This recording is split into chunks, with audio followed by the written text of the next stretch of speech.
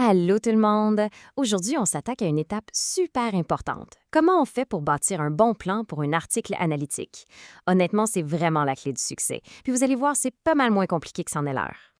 Ah, la fameuse page blanche. On a un objectif de 450 mots, on regarde l'écran, et la grosse question, c'est bon, par où est-ce que je commence? Si ça vous arrive, dites-vous que c'est tout à fait normal, ça arrive à tout le monde. Mais justement, pour pas rester figé devant cette page-là, il y a une solution magique, un bon plan. C'est vraiment ça le secret pour que le texte soit solide, clair et qu'il se tienne. C'est comme la carte routière avant de partir en voyage. Ça nous dit où on s'en va. J'aime bien l'image du squelette. Imaginez que votre texte, c'est un corps humain. Bien, le plan, c'est son squelette. Avant de mettre les muscles, la peau, bref, les mots et les belles phrases, il faut que les os soient à la bonne place. C'est ce qui va donner toute la force et la structure à l'ensemble. Et ce squelette-là, il est fait de 3 grandes parties. C'est un classique super simple à retenir. On a l'introduction, le développement et bien sûr la conclusion. On regarde ça ensemble. Alors, on commence par le début, la première partie, l'introduction. C'est vraiment le point de départ. Pensez-y comme la première poignée de main. C'est ce qui accroche la personne qui lit et qui lui donne le goût de continuer.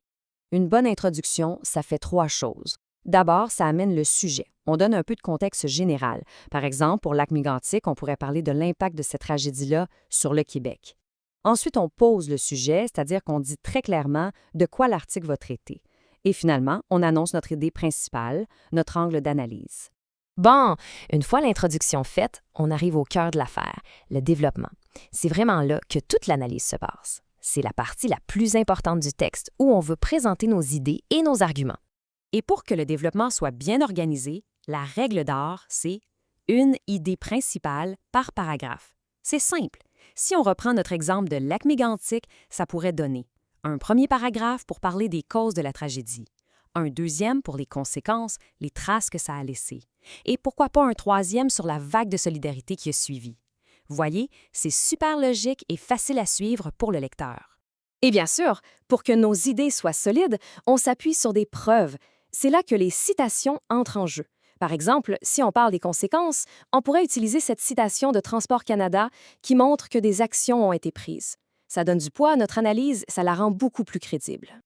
On arrive à la fin de notre squelette, la troisième et dernière partie, la conclusion. Faut pas la négliger, hein? C'est la dernière impression qu'on laisse, alors c'est vraiment important de bien la réussir. La conclusion, elle a 2 jobs. Premièrement, elle résume les points principaux. On fait un petit retour en arrière rapide, sans tout répéter. Deuxièmement, elle offre une ouverture. C'est quoi ça? C'est une pensée finale, une question, quelque chose qui pousse à la réflexion ou qui regarde vers le futur. Et voilà, on a notre squelette au complet.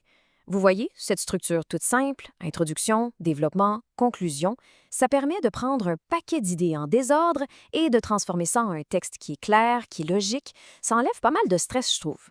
Maintenant que le plan est bâti, le plus gros du travail est fait, hein, croyez-moi. Il reste juste à mettre de la chair autour de l'os, comme on disait. Alors, la prochaine étape, c'est de se lancer dans l'écriture. Le chemin est tracé, il n'y a plus qu'à le suivre.